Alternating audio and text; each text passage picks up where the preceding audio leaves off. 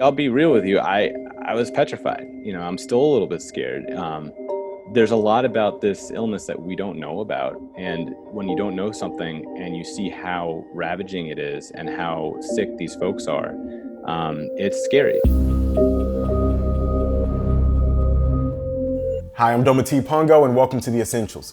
As we remain alone together at home to flatten the curve of COVID-19, we wanted to tell the stories of the young people who can't, the doctors, nurses, and service workers who have put their lives at risk to save more. Today we'll meet Mike Natter, a resident doctor in a New York City hospital. A lifelong artist, his concerns and compassion in the face of the crisis are felt not only at work, but also in his illustrations. Tell us about your career into the medical profession. When I turned 9, I was diagnosed with type 1 diabetes. So I was very, very sick, and I was in the hospital for quite a while. And that kind of opened my eyes to the complex physiology that's going on in our bodies. Having had diabetes since 9 years old, and then confronting a virus that preys on people with pre-existing conditions, how does that help you? Having a chronic illness has always helped me connect to my patients before COVID. I can really, truly understand a lot of what my patients are going through because I, too, am going through very similar things.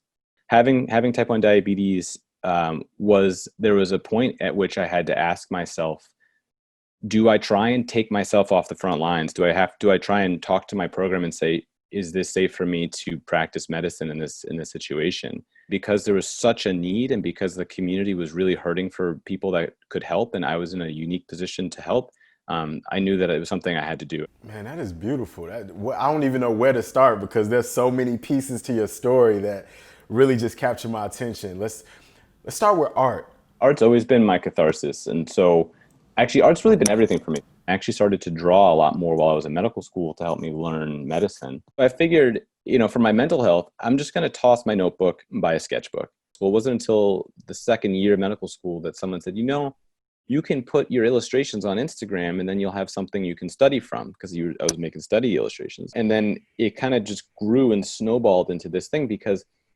medical people, especially medical students and trainees, are hungry for, I think, just someone being honest. There was one post you posted in particular that really painted the picture of what a day is like for a healthcare worker dealing with COVID once they walk into their homes. And if you don't mind, could you just read a few portions of that one?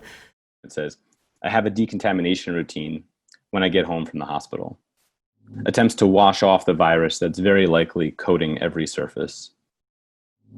But while I systematically scrub off this invisible monster, sterilizing, freeing my body from its evil, I know that the human toll of what we are all a part of will never fully wash off, even long after this horrible nightmare ends. There will be emotional scars that I fear I will carry for years to come. How has this changed you personally? I think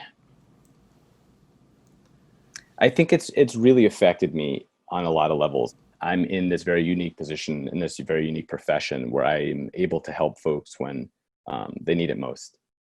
So I think I have this gratitude for the path that I was able to get into, but also for my colleagues who are just unbelievable human beings.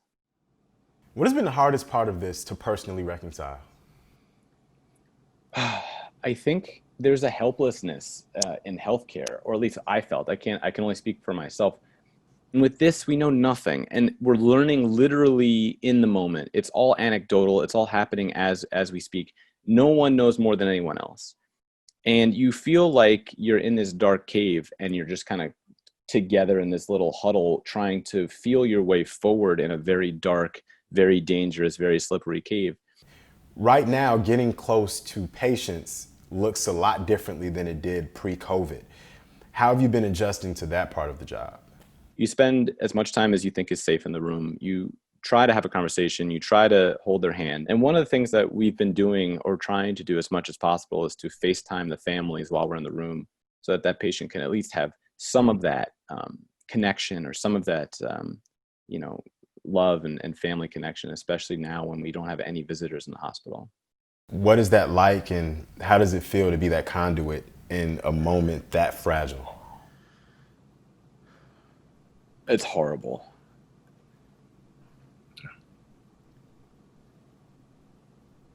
it goes back to that sense of helplessness. It's really difficult. Enough said. There's no other word for it. No. Despite all these risks ahead of you, Mike, what keeps you going to work every morning? What makes you want to stay in the fight?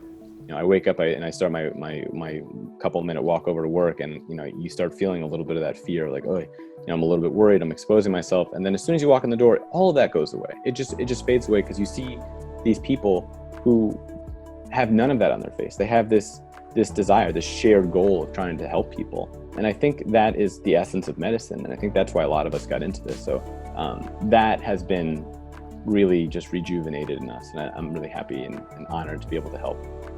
What do you miss most about life pre-COVID? You know what I miss? I miss hugging people.